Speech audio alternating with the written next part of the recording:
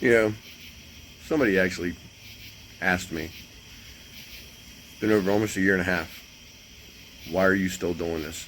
Nobody cares. Well, the answer is simple. American citizens are being persecuted for political beliefs. Freedom of speech is being stifled. When 3 million people show up in Washington, D.C. to ask our representatives to represent the people, they are ignored, persecuted, prosecuted, discriminated against, incarcerated, illegally detained, and those that are still being held are being denied medical care. They're being denied mail. They're being denied visits with their attorneys. Many of them have not seen any evidence against them. None of the ones that are still locked up in the D.C. gulag have even been brought to trial. No conviction. And those that have been found guilty, 99.9999 whatever percent of them, took plea deals because they could not withstand the pressure of the federal government. Because the federal government,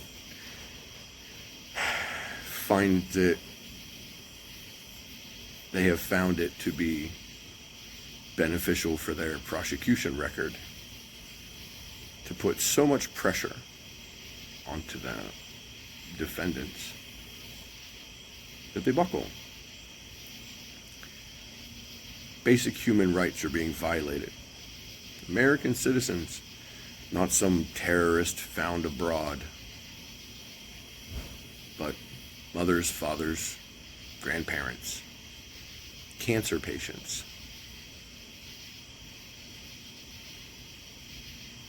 And it's an absolute travesty.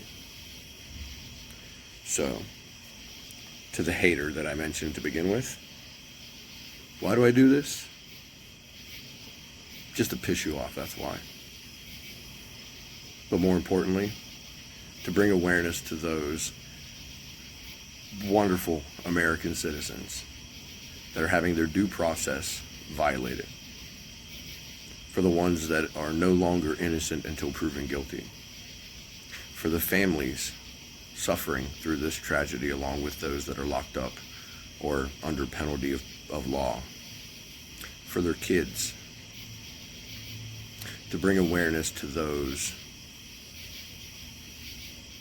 that are suffering for freedom. To protect the constitutional values of this great country.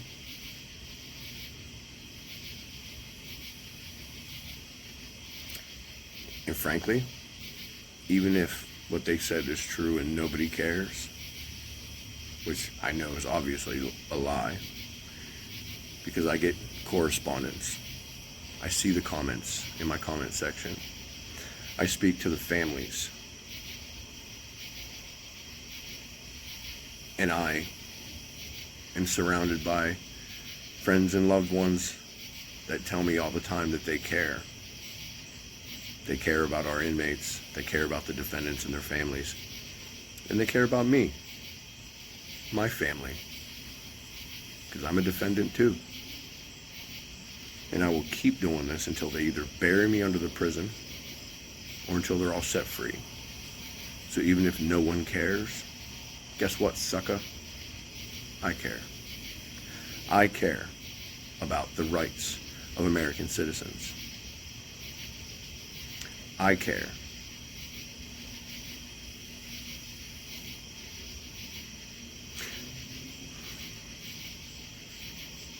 The shape that these men and women are in, that are locked up in prisons around the country, is shameful. They are unsanitary. They are being denied just basic human rights. I can't say that enough. They're being denied medical care. Many of them need life-saving medical care, kidney failure, cancer treatment. I mean, the list is long. And they're being denied basic medical care. We give basic medical care to the terrorists that are being imprisoned in Guantanamo Bay. We give basic medical care to the enemy on the battlefield. After the battle, of course.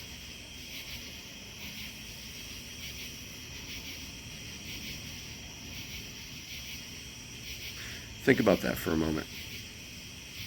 Because apparently some judge doesn't like the idea of using the term prisoner of war or political prisoners. So I ask you, sir or ma'am, because I don't know who specifically the judge was, I just read a report. What would you call it when people are held as prisoners for their political beliefs? When we are in the middle of information warfare, right? They have the disinformation committees.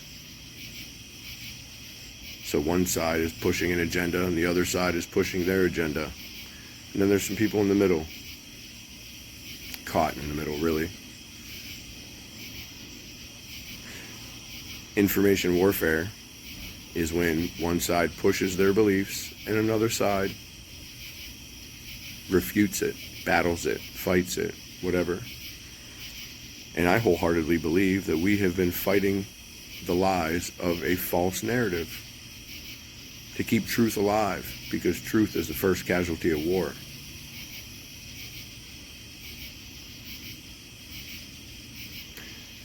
And it has cost lives. And I don't just mean Roseanne Boyland, who got beat to death by nightsticks at the Capitol. I don't mean Ashley Babbitt, who was shot, an unarmed woman, by Capitol Police or Capitol Security or whatever title. She was shot. Or the several men in the several J6ers that have committed suicide. Or those that have succumbed to their medical issues. The family members of those inmates that have also lost their lives. The families that have been destroyed. Houses lost, children taken. There are casualties. There are also casualties in war. There's casualties over information. So again, Your Honor, what would you call it if they're not political prisoners? Or if they're not prisoners of war, information warfare specifically? Because there's obviously no bullets flying around Manhattan streets over this J6 stuff. There's no tanks rolling up and down the roads. It's unconventional.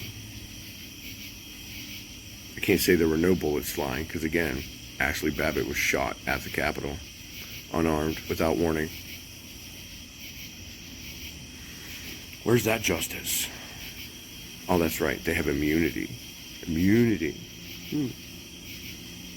So carte blanche to do whatever they want, violate our rights.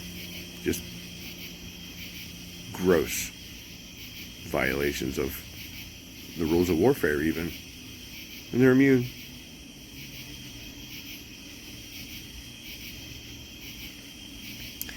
But that's okay, because I guess they can hire their own prosecutors, right?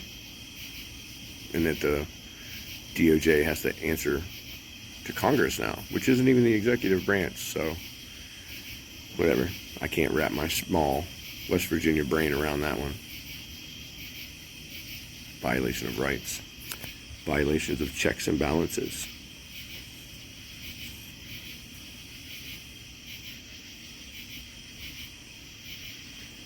It's uncivil.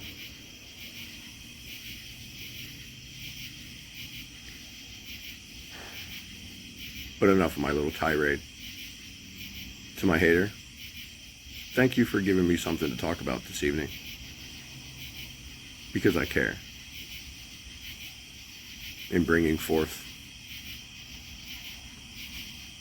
my inspiration to make this video specifically for this evening. I prayed on it, as I pray on most of my videos. I can't say all, because life. Sometimes I just have to throw one out, because I make sure to try to do one every day. And I haven't. I've missed a day here and there. But for those that have stood by me and stood by this cause, I'm sure they get it. I'm human. So, with that, I thank you all. For those that still love this country and are not afraid to say it, scream it loud and proud from the rooftops. Stand by our J6ers, January 6th inmates and defendants, for those that don't know, because I say J6er quite a bit. Think of their families. And sing with us.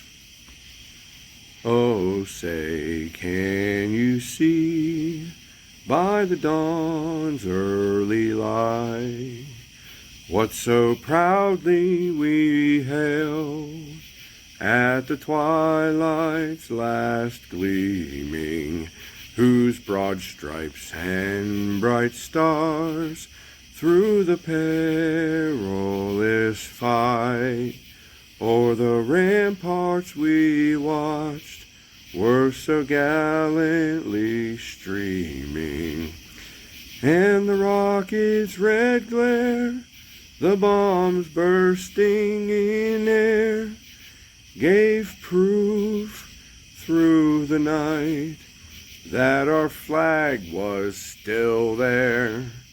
Oh, say, does that star-spangled banner yet wave